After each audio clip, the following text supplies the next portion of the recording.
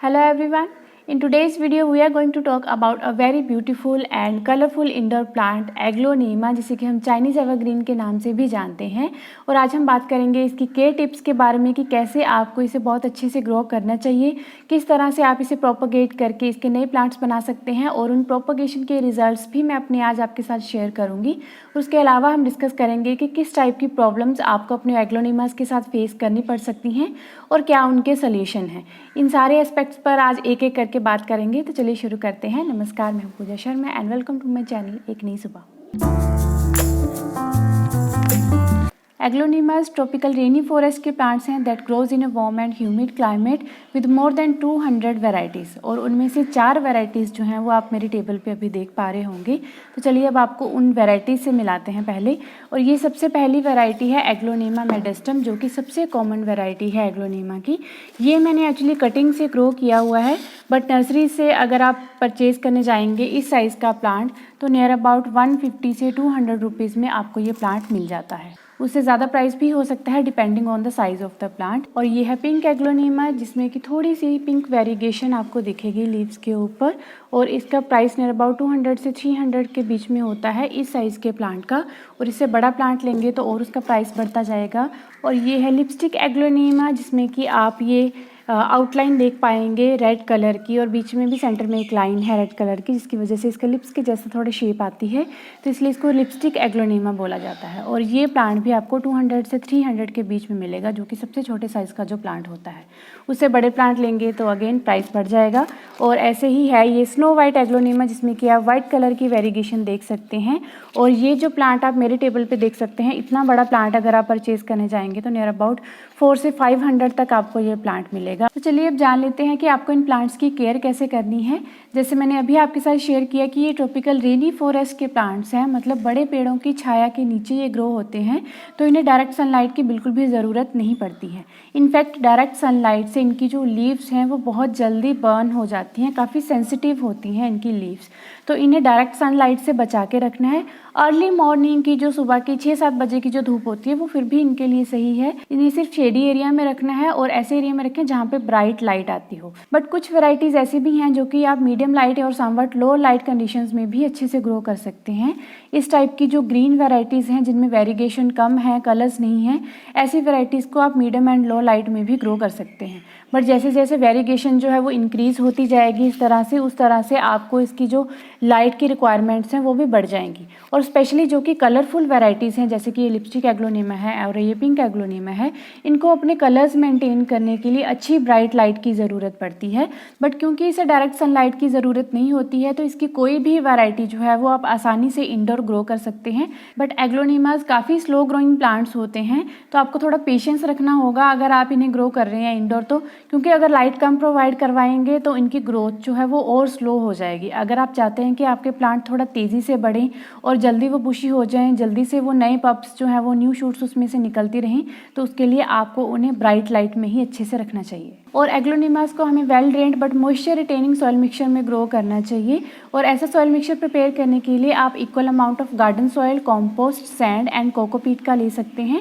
ये सारा कॉम्बिनेशन जो है वो एक बहुत ही पोरस सॉइल मिक्सचर प्रिपेयर करेगा आपके प्लांट के लिए। और अपने प्लांट को फंगल इन्फेक्शन से बचाने के लिए आप इसमें थोड़ी सी नीम खली या फिर कोई एंटी फंगल पाउडर इसमें ऐड कर सकते हैं। और इनको ग्रो करने के लिए हमें बहुत ज़्यादा बड़े पॉट की ज़रूरत नहीं होती है। छोटे छोटे पॉट में ये बहुत ही आसानी से ग्रो हो जाते हैं, क्योंकि इनके पॉट जो हैं ये बहुत जल्दी फुल नहीं होते हैं, ना ही इनकी रूट्स जो हैं वो बहुत ज़्यादा तेज़ी से ग्रो करती हैं, तो ये बहुत आराम से ऐसे छोटे छोटे पॉट्स में रह जाते हैं। अब जब मैंने इसे इस पॉट में लगाया हुआ है तो करीब 2 साल तक मुझे इसे रिपोर्ट करने की ज़रूरत नहीं पड़ेगी। धीरे धीरे ये अपने पप्स प्रोड्यूस करना शुरू करेंगे, और जब आपको लगे कि आपका पॉट पूरी तरह से फुल हो गया है और उसमें स्पेस नहीं बची है न्यू पप्स को प्रोड्यूस करने के लिए, उस टाइम पे आप इसे रिपोर्ट करके 1 या 2 इंच बड़े पॉट में ग्रो कर सकते हैं। मेरा ये बड़ा प्लांट जो आपको इस टाइम पे फुल लग रहा होगा, बट अभी भी इसके नीचे ऐसी काफ़ी सारी स्पेस है जहाँ पे इसके जो न्यू पप्स हैं वो आसानी से निकल सकते हैं। और इस प्लांट को मैंने रीपोर्ट करते वक्त प्रोपोगेट भी किया था। ये नर्सरी पॉट में लगा हुआ था, तो it was not very full, but फिर भी मुझे इसे रिपोर्ट करना था क्योंकि मुझे इसका सॉइल मिक्सचर चेंज करना था। नर्सरी के सॉइल मिक्सचर में ये लगा हुआ था जिसमें कोई फर्टिलाइजर वगैरह नहीं थे, तो इसे अच्छे सॉइल मिक्सचर प्रोवाइड करने के लिए मैंने इसे रिपोर्ट किया। और रिपोर्ट करते वक्त आप इसको डिवाइड करके इसके न्यू प्लांट्स भी बना सकते हैं। तो अब हम बात कर रहे हैं प्रोपोगेशन की, और इसकी फर्स्ट टेक्निक है प्रोपोगेशन की कि रिपोर्टिंग के टाइम पे आप इसके पप्स को सेपरेट करके इसके न्यू प्लांट्स बना सकते हैं आसानी से। जब मैंने इस प्लांट को रिपोर्ट किया उस टाइम पे इसके काफ़ी सारे पप्स जो हैं वो निकले हुए थे, बट उन सबको मैंने सेपरेट नहीं किया क्योंकि मुझे सेपरेट एक बुशी प्लांट भी चाहिए था। तो उनमें से सिर्फ एक छोटा सा पप मैंने सेपरेट करके उसे अलग पॉट में लगाया है, जो आप यहाँ पे अभी देख पा रहे हैं। अच्छे से ग्रो हो रहा है और काफ़ी टाइम हो गया है मुझे इसे सेपरेट किए हुए, और आप देख सकते हैं अभी भी इसकी जो ग्रोथ है वो कितने आराम से चल रही है। बहुत ज़्यादा फास्ट ग्रोथ जो है ये नहीं करता है। और इसको प्रोपोगेट करने का दूसरा तरीका है कटिंग के थ्रू, और इसके लिए आपको करीब 5 इंच की कटिंग इसकी लेनी है और उसकी नीचे की लीव्स को आप रिमूव करके इसे पानी में डाल सकते हैं। वीकली इसका पानी चेंज करते रहिए, और जब अच्छे से इसकी रूट्स जो हैं वो डेवलप हो जाएं तब आप इसे मिट्टी में ट्रांसप्लांट कर सकते हैं। और आप नोटिस करेंगे कि जहाँ पे आपके प्लांट की स्टेम के ऊपर ये जो आइज़ जैसे बनी होती हैं, वहाँ से आपकी न्यू शूट्स जो हैं वो डेवलप होनी शुरू होती हैं। आपकी कटिंग भी आराम से चल जाएगी, उससे भी आपका न्यू प्लांट बन जाएगा। और आपकी मदर प्लांट के पीछे जो थोड़ी सी स्टेम बची होंगी उसके वो आइज़ वाले पार्ट में से उसकी भी न्यू शूट्स जो हैं वो डेवलप होना शुरू हो जाएंगी और आपका प्लांट जो है वो बुशी हो जाएगा। ये स्टेम कटिंग आप तब भी ग्रो कर सकते हैं जब आपको लगे कि आपका प्लांट थोड़ा सा लेगी हो गया है। टाइम के साथ साथ जो एज्ड लीव्स हैं वो नीचे से निकलती रहती हैं और प्लांट की जो स्टिक है वो नीचे से थोड़ी खाली होनी शुरू हो जाती है, तो उस टाइम पे भी आप इसे कट करके प्रोपोगेट कर सकते हैं और जो लेफ्ट ओवर स्टेम होगी मदर प्लांट की उसमें से भी न्यू शूट आनी शुरू हो जाएंगी। तो अब बात करते हैं वाटरिंग की। इन प्लांट्स को आपको वाटरिंग बहुत केयरफुली करनी है क्योंकि सबसे बड़ी प्रॉब्लम जो इनको आती है, स्पेशली जब आपने इन्हें इंडोर रखा है, तो ओवर वाटरिंग की प्रॉब्लम के साथ इनमें जो है वो रूट रोट की प्रॉब्लम हो जाती है, जिसकी वजह से ये प्लांट इंडोर ख़राब हो जाते हैं। तो इंडोर अगर आपने इसे रखा हुआ है या आउटडोर भी अगर है तो आप इसका लिए एक थंब रूल याद रखें कि जब इसकी ऊपर की 2 इंच की सॉइल एटलीस्ट ड्राई हो चुकी है तभी आप इसमें वाटरिंग करें, क्योंकि हमने इसका सॉइल मिक्सचर ऑलरेडी मॉइस्ट बनाया है। अगर ऊपर की सॉइल आपको थोड़ी सी ड्राई दिखती भी है तब भी नीचे का जो सॉइल मिक्सचर है वो थोड़ा सा मॉइस्ट ही होगा, तो बहुत जल्दबाजी ना करें इसे वाटरिंग करने में। और दूसरी बात कि अगर आपने इसे इंडोर मीडियम या लो लाइट में रखा हुआ है तो हर 15-20 दिन के बाद इसे 2-3 दिन के लिए ब्राइट लाइट में शिफ्ट करें ताकि ये वहाँ से अपना फोटोसिंथेसिस का प्रोसेस जो है वो कंप्लीट कर ले, थोड़ा सा एनर्जाइज हो जाए और फिर ये अपने आप को लो लाइट कंडीशन में सर्वाइव करने के लिए तैयार कर देगा। एग्लोनिमास को वार्म एंड ह्यूमिड क्लाइमेट पसंद होता है, मतलब 20 से 30 डिग्री के बीच का जो टेम्परेचर होता है वो इनके लिए आइडल रहता है।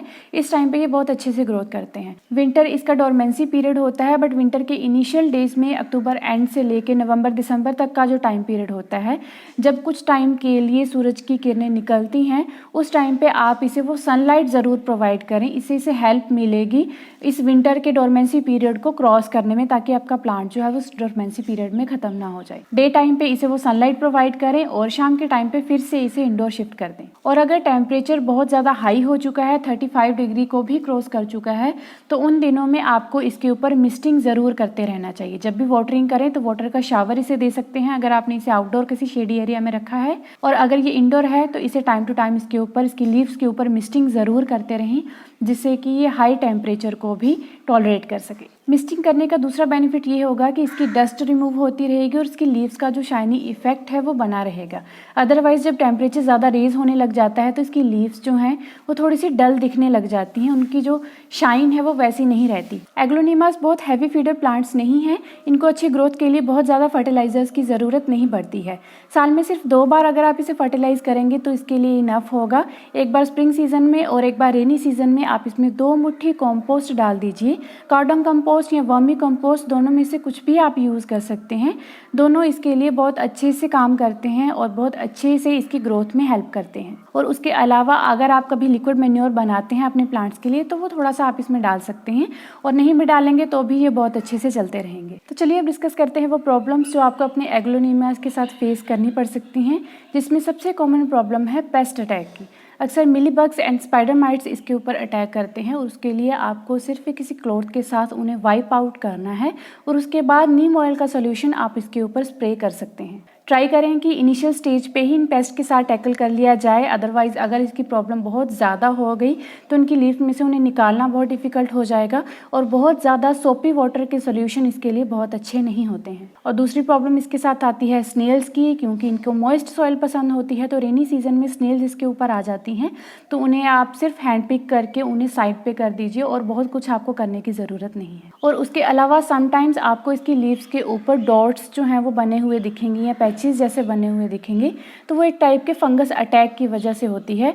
और क्योंकि इस प्लांट को इंडोर रखा जाता है, काफ़ी मॉइस्ट कंडीशंस में ये रहता है, तो इसमें एक और टाइप की फंगस अटैक होती है जिसकी वजह से इसमें रूट रॉट की प्रॉब्लम हो जाती है। तो इस रीज़न से जब भी आप इसका सॉइल मिक्सचर प्रिपेयर करें तो उसमें नीम खली या फिर कोई भी फंजीसाइड जो है वो ज़रूर ऐड करें और हर मंथ इसमें एक फंजीसाइड का लिक्विड बना के इसमें ज़रूर डालते रहें। एंड समटाइम्स आपको अपने एग्लोनीमास की लीव्स जो हैं वो थोड़ी सी ट्विस्टेड या फिर कर्ल्ड दिख सकती हैं और उसका रीज़न होता है उसकी कॉपर की डेफिशिएंसी। अगर आप साल में 2 बार उसे फर्टिलाइज़ कर रहे हैं या बीच में उसे कोई लिक्विड मैन्योर देते हैं तो ये डेफिशिएंसी की प्रॉब्लम उसमें नहीं आनी चाहिए। फिर भी अगर ये प्रॉब्लम आपके प्लांट में आती है तो उसे कोई कॉपर रिच फर्टिलाइज़र दे दीजिए या फिर कुछ टाइम के लिए आप उसे माइक्रो न्यूट्रिएंट रिच फर्टिलाइज़र दीजिए वंस अ वीक। जैसे कि हम सीवीड फर्टिलाइज़र भी यूज़ कर सकते हैं इसके लिए, वो भी बहुत अच्छा रहेगा उसकी कॉपर की डेफिशिएंसी को दूर करने के लिए। और एक लास्ट प्रॉब्लम जो कि बहुत ही कॉमन है एग्लोनीमास के साथ, उसकी लीफ बर्निंग की प्रॉब्लम, कि उसकी आपकी टिप्स जो हैं वो ब्राउन हो रही हैं या इस तरह से बर्निंग के पैचेस जो हैं वो लीव्स के ऊपर बन जाते हैं।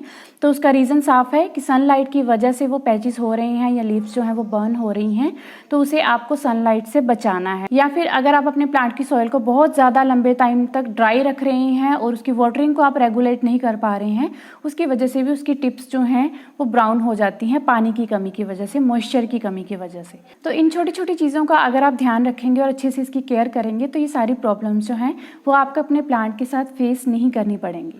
तो आई होप आपको आज की ये इन्फॉर्मेशन और ये एग्लोनिमा की वैरायटीज़ अच्छी लगी होंगी। तो प्लीज़ इस वीडियो को लाइक एंड शेयर करें, मेरे चैनल को सब्सक्राइब करें एंड बेल आइकन प्रेस करें for the latest video notifications. धन्यवाद।